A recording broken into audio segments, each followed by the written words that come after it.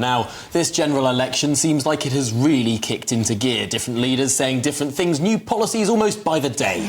Joining us now is the Shadow Minister for Industry and Decarbonisation, Sarah Jones. And Sarah, I'm going to have to start with this pensions promise from the Prime Minister.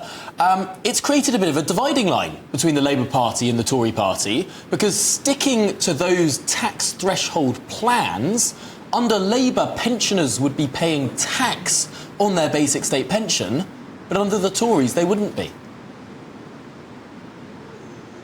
Well, I think the dividing line is between a party that is realistic about the state the economy's in after 14 years of Conservative misrule, and a party that is throwing promises left, right and centre that are completely unfunded. I don't think anybody believes that the Conservative Party will do what they say, because they promised to cut taxes, and we've got the highest taxes we've seen in 70 years.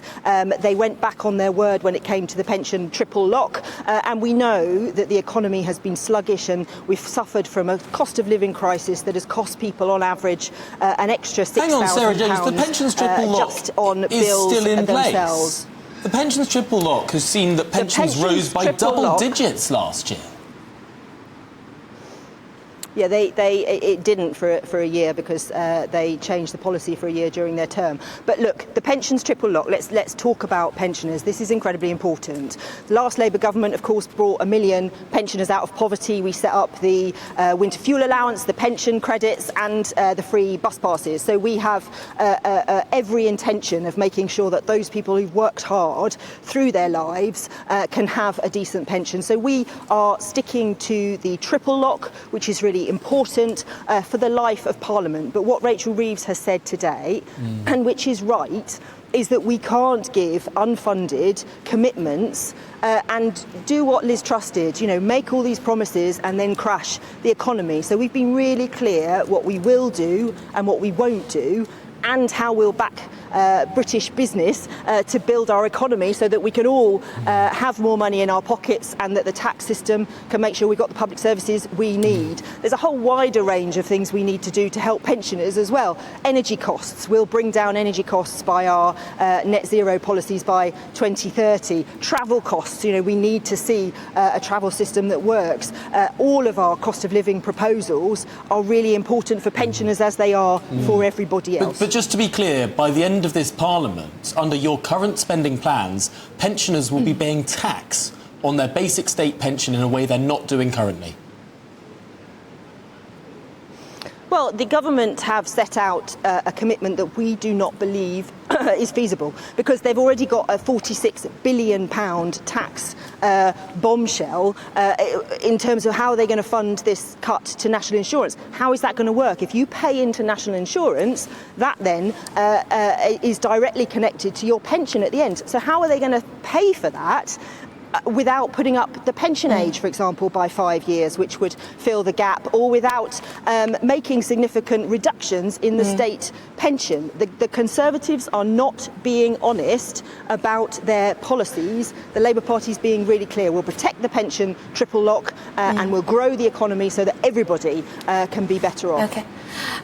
Are you starting to get a bit worried about this private school policy, slapping VAT on the fees? Because, as I'm sure you've seen, there's a new report today that's done a survey of parents with children at private schools, and it suggests that nearly half of those parents are considering pulling their children out of the private sector and putting them into the state school system.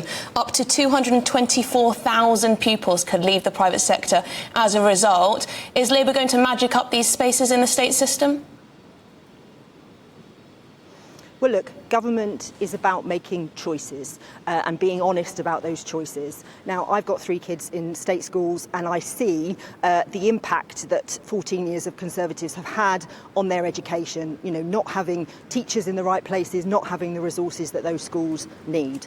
The Institute for Fiscal Studies, which is a credible report, unlike today's, which is funded by the Independent Schools Lobby, say that we will raise £1.3 billion overall steal from this policy and we will put that into our education of our kids to make sure they have 6,500 extra teachers, that they have career advice and all the rest of the reforms. Now listen, the Conservatives, let's be honest, since 2010, 1,000 independent schools have closed on their watch. So I'm not having criticism from them on that front. Now we want parents to have choice. We want the state sector to work and to be where everybody wants to send their kids, and it's up to private schools. Yes, Sarah, but the private sector has caters for up to 100,000 children with special needs. Where are those children going to go?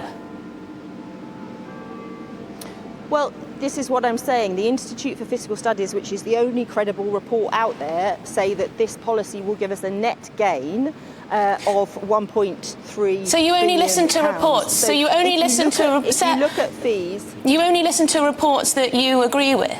Because there have been many other reports. The Adam Smith Institute as well has done analysis saying this is going to cost the Treasury and that many pupils will leave and that will be a burden on the state. Is there not an argument this could actually worsen the state sector because of pupils having to add to the pressures?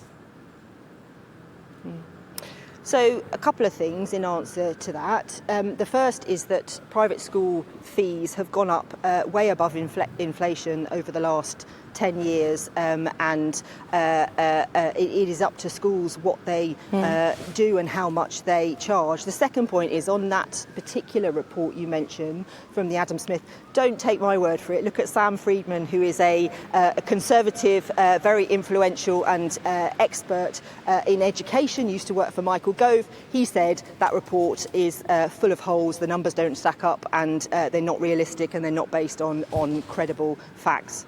I think Sam Friedman would say that he's not a Conservative, but he did once advise Michael Gove. But Sarah Jones, thank you very much for joining us and talking through those two major issues. Really appreciate your thoughts and your time. Thank you very much indeed.